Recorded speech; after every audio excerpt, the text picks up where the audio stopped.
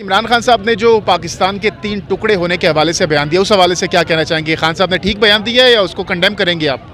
Sorry, मैंने ये बयान वैसे नहीं सुना हुआ जी, मैंने नहीं सुना हुआ ये बयान। खान साहब ने जो बयान दिया है रात को इंटरव्यू में, उन्होंने कहा कि पाकिस्तान के 3 टुकड़े हो सकते हैं, क्या ये बयान देना चाहिए था इमरान खान साहब को? देखिए, बिल्कुल ऐसा नहीं उन्होंने कहा, बल्कि एंकर जो थे उन्होंने खुद इस चीज़ को कर दिया है कि अगर मतलब बिल्कुल भी नहीं, उन्होंने ये हरगिज़ उन्होंने कहा कि ऐसा हो सकता है।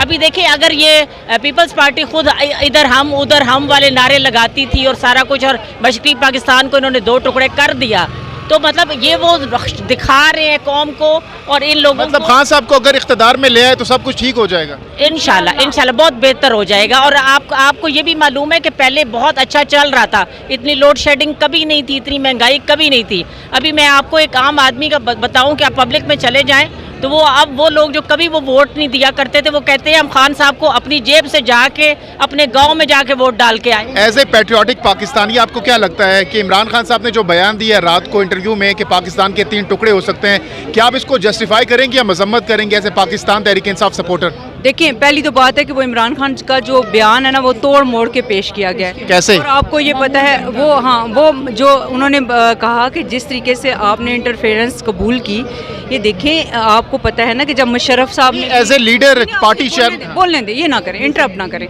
देखिए, आपकी जब आवाम आपसे बदजन होती है, जब इतनी महंगाई होती है, लॉ एंड ऑर्डर की सिचुएशन ख़राब होती है, तो आपके साथ ये मसाइल हो सकते हैं। उन्होंने आपको डराया, उन्होंने ये नहीं कहा कि ये हो जाएगा, उन्होंने कहा कि आप लोग अब भी वक्त है बेहतर हो जाए। उन्होंने ये नहीं कहा कि मुझे ही हर सूरत में लेके आओ, उन्होंने ये नहीं कहा कि हर सूरत आपको, उन्होंने कहा कि आप बेहतर करें, इदारे जो हैं रोल प्ले करें। वो यही कह रहे हैं कि मुझे लेकर आओ, वो यही कह रहे हैं कि मुझे लेकर आओ। अगर वो लेके आए तो जाहिर सी बात है इस वक्त और ऑप्शन भी कोई नहीं है। मेरे पास तो और कोई ऑप्शन नहीं है।